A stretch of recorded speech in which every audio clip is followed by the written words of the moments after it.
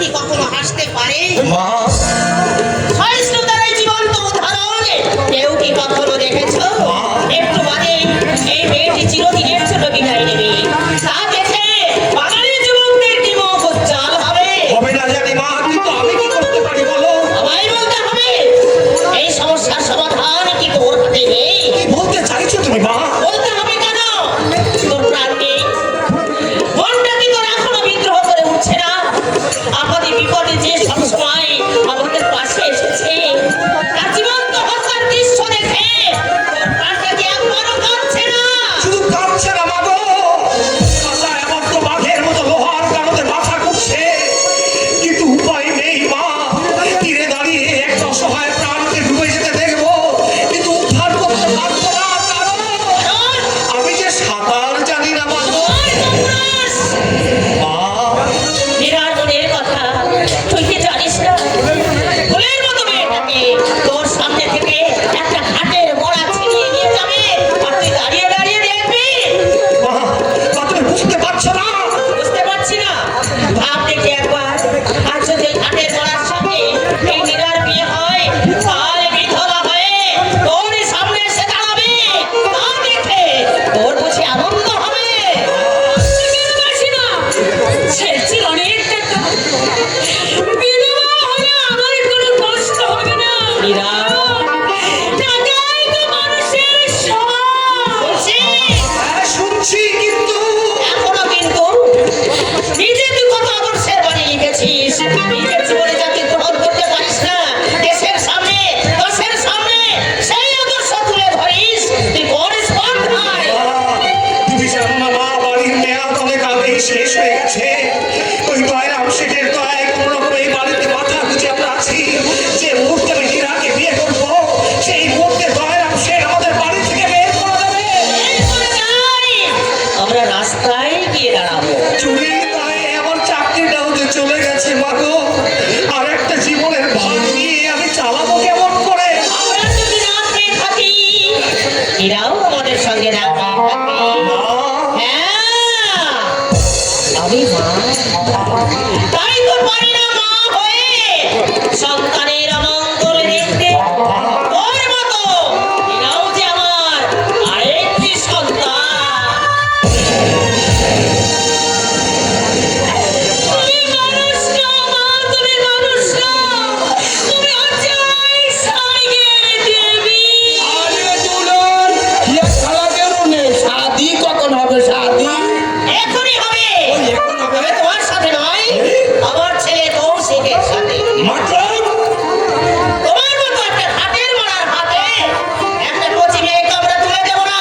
দেখো, শাদি নষ্ট করবার চেষ্টা করলে তোমাদের কিন্তু আমি ছাড়বো না। কি করবে? মার্শাল নিকাল দিব। মা, ঘরের প্রয়োজন জিনিসপত্র সব বের করে ফেলো। আর ওই কাঠের বাক্সের মধ্যে আমার পাণ্ডুলিপিগুলো আছে, ওগুলো কারো হাতে আমার কাছে পৌঁছে দাও। তুই আমার সঙ্গে চল মা। নেই নেই দিলে আমার সাথে হবে না? ভাবিস নে মা, ভাবিস নে। যাদের কেউ নেই, তাদের ভগবান আছে। কৌশিক, মা। বিয়ে কিন্তু এই লগ্নেই হবে। আমার সাথে এই নিরাই যাবে, এই নিরাই, এই क्या देखेगा? निराई ये क्या निराई? अच्छा তুমি कौन हो? मेरी शादी बर्बाद करने वाला? আমি কি করেছি তোমার নসিব? नहीं तुम এতদিন তোমার অনেক অত্যাচার আমি নীরবে সহ্য করেছি, আর কিন্তু সহ্য করবো না। बहुत बहादुर मालूम होता है। বাহাদুর না হলে তোমার মতো শয়তানকে শাস্তি করবার ক্ষমতা আমার আছে। ससुर जी ये क्या बात? क्या बात? मेरा भी शैतान বেরিয়ে যাও। नहीं এই মুহূর্তে বাড়ি থেকে বেরিয়ে যাও। नहीं जाऊंगा, मैं भी शादी करूंगा। তোমার মতো পুরো শয়তানের সঙ্গে নীরা শাদী হবে না। ये क्या बात? अरे ससुर जी, अरे क्या तुम? अरे ये बात सुनिए, ये बात सोच बाबू की रुकिए। अरे क्या बात, अभी कोई अच्छा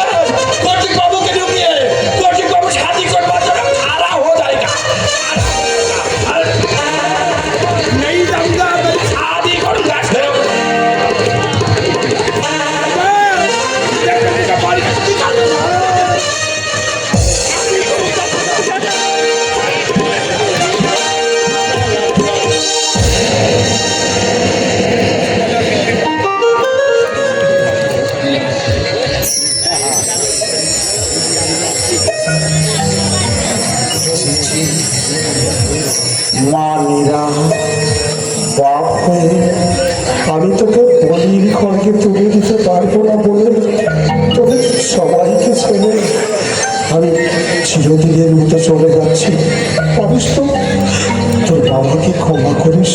কিন্তু তোর নিষ্ঠুর বাবা। ও মাস্টার, এখন এসব কি শুনছি? ও নিধিরাম দা, আমার মায়ের মুখে কথাটা শুনে আমার যে কত আনন্দ হচ্ছে বলে বোঝাতে পারবো না। এই নাও তো, ধরো তোমার এই পুঁথিপত্রগুলো ধরো তো একবার। ওগুলো ওগুলো তুমি নিয়ে যাও নিধিরা। ওগুলো তোমার দিদিমণিকে দিয়ে বলো এগুলো আমি তার কাছে গচ্ছিত রাখলাম। দিদিমণির কাছে? এর বড় আর কেউ না বুঝলেও তোমার দিদিমণি ঠিকই বুঝবে দিদিদা। এগুলো হয়তো কোনোদিন ছাপার অক্ষরে প্রকাশ পাবে না, তবু এগুলো অনাদরে ফেলে দিতে পারলাম না, কারণ এর মধ্যে রয়েছে আমার বহুদিনের স্বপ্ন, সাধনা, ত্যাগ, তিতিক্ষা, আমার বহু বছরের পরমায়ু। নিধিরামদা, আগে ওগুলো একবার আমার কাছে দাও।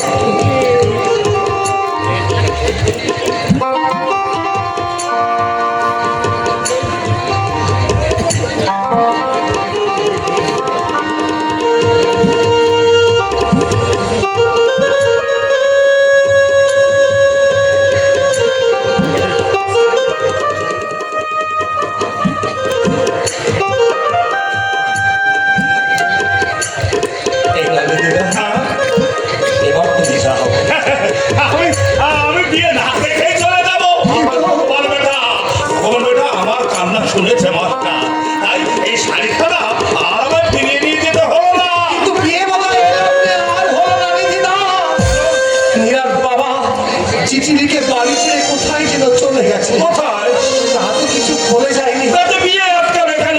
বিয়ে থেকে রত্নভ্রষ্ট হবে। সম্প্রদান করবে কে? আমি করবো মাকে। জাত করতে মিল আছে, ধর্মসূত্রে, ধর্মের ভাইয়ে আমি বোনকে সম্প্রদান করবো। নিধিদা, চলো তো তাড়াতাড়ি। ও মা জননী, অনেকে তাড়াতাড়ি সাজিয়ে নিয়েছো। এই দেখো তো আমার মুখের দিকে তাকিয়ে হা করে কি দেখছো? চলো শিগগির চলো, এই তো শিগগির চলে এসো। এখন আমি কি করবো? নীরা বাবা বাড়ি ছেড়ে চলে গেছে, নীরাকে তো এই কথা এখন বলা যাবে না, তাহলে তো সে ভীষণ কষ্ট পাবে। কি যে করি কি দেখছো অমন করে? দেখছি তোমাকে আর ভাবছি কি? দুঃখ, হতাশা, ব্যর্থতার সাগরে ডুবে যাওয়া আমার এই জীবনের সঙ্গে জড়িয়ে তোমার জীবনটা ব্যর্থ করে দিলাম না। এর কথা তুমি কেন বলছো? আমার মতো হতভাগিনীকে করুণা করে তুমি তোমার জীবনে ঠাঁই দিয়েছো, এটাই তোমার পরম সৌভাগ্য। কিন্তু বাবা, আমি যে তোমাকে কিছুই দিতে পারবো আমি না। তো তোমার কাছে কিছুই চাই না। তুমি কি পারবে আমার এই জীবনটাকে মেনে নিয়ে সুখী হতে? আমাদের ভালোবাসা আর ঐশ্বর্য আমাদেরকে সুখী করবে। নীরা, আমার তোমার কাছে কিছুই চাওয়ার নেই গো, কিছুই চাওয়ার নেই। আমি শুধু ভালোবেসে তোমার অনুপ্রেরণা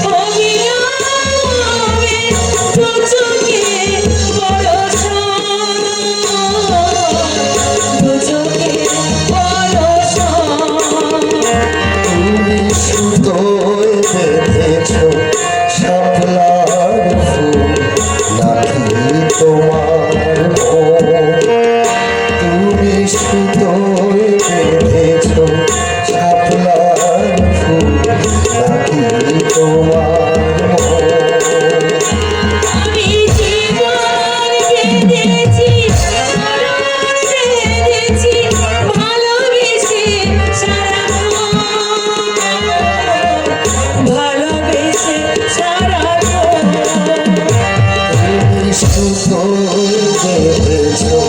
শাপলার ফুল রাখি তোমার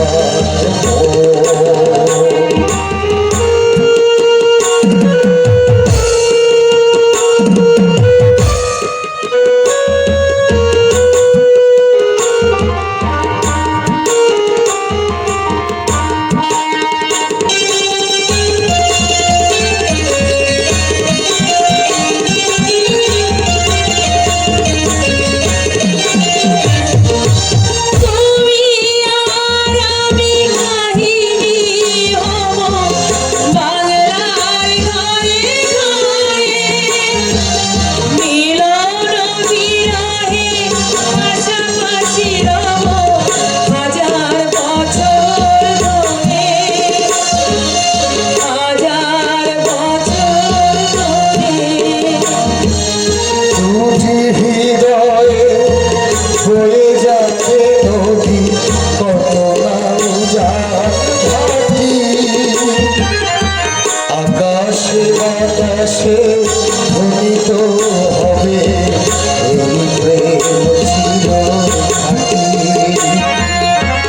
এই প্রেম চির খাটি আমি তোমাকে হারালে অবিরাম হবে দু চোখে বরষা দু চোখে বরষা তুমি সুতোয় বেঁধেছ শাপলার ফুল নাকি তোমার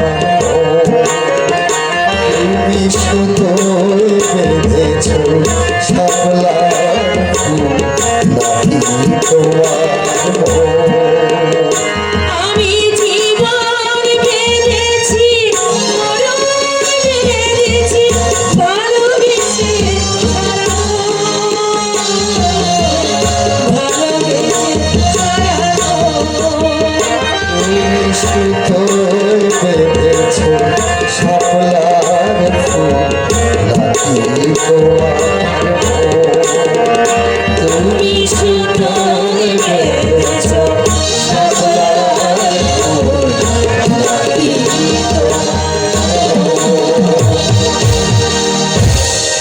অনেক দুঃখ হতাশা ব্যর্থতার সাগর পাড়ি দিয়ে অবশেষে বিয়ে হলো কৌশিক এবং মীরা।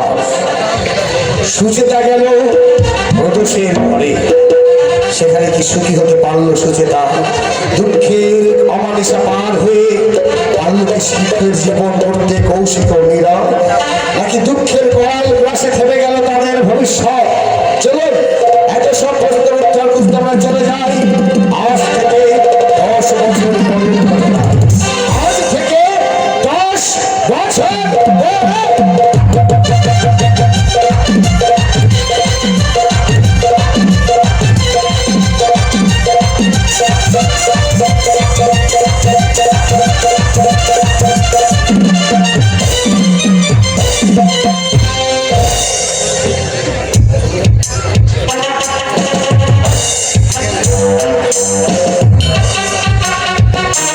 সাবাস বন্ধু, তোমার দৌলতে চোর বনে যায় সাধু, খনি পায় খালাস, মানুষ হয় জানোয়ার।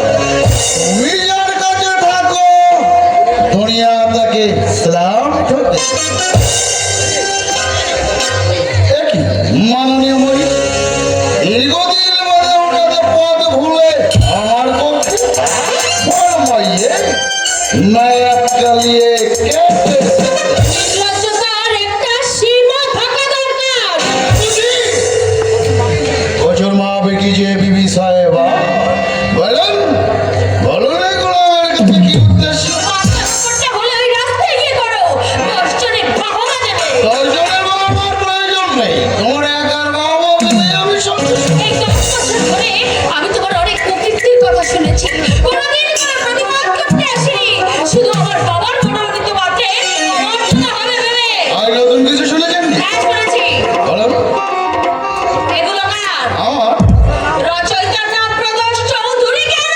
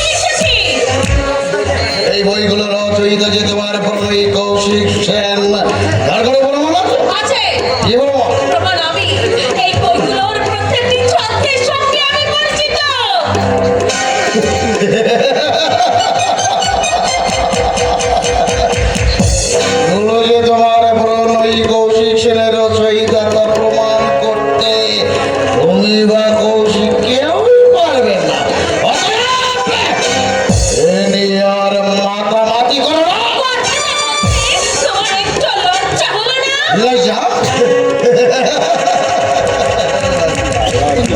লজ্জাটা আমার বরাবরই কম। আর কোনো কথা আছে? আছে। থাকলে বলো। এই উপন্যাসের চিত্র সত্য তুমি বিক্রি করেছো কেন?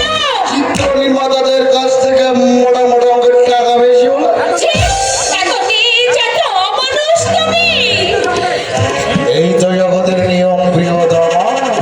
একজনকে মাগি না দিলে আরেকজনকে বড় হতে পারে। তুমি যে আমার স্বামী, কথাটা ভাবতেও আমার ঘৃণা হচ্ছে। আর কিছু নেই, আমি তোমার স্বামীর ভূমিকায় অভিনয় করতে মাত্র।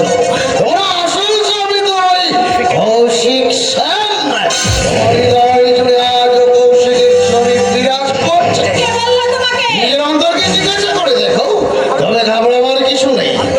আমি তোমার কাছে পতিত্বের দাবি কোনোদিনই করে নেই, আর ভবিষ্যতে করবো না।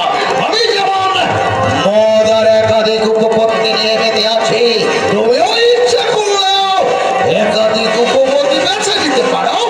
আমি বাধা দেব না। চুপ করো নরকেশী। তোমার অনেক ঔদ্ধত্য, অনেক অত্যাচার আমি নীরবে সহ্য করেছি। আমার অদৃষ্ট ভেবে মেনেও নিয়েছি, কিন্তু আজ আমি ধৈর্যের শেষ প্রান্তে এসে দাঁড়িয়েছি। বিয়ের পরে আমি তোমাকে আপন করে কাছে পেতে চেয়েছি, কিন্তু তুমি আমাকে অনাদরে দূরে সরে রেখেছ। পরের উপর দোষ চাপিয়ে নিজের সাধু সাজবার চেষ্টা করো না।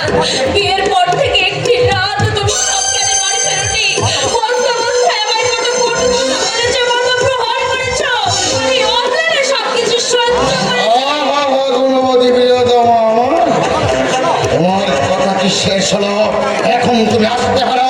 নারীর প্যান্ট শুনে শুনে ঘন্টা আমার পৌঁছে গেল।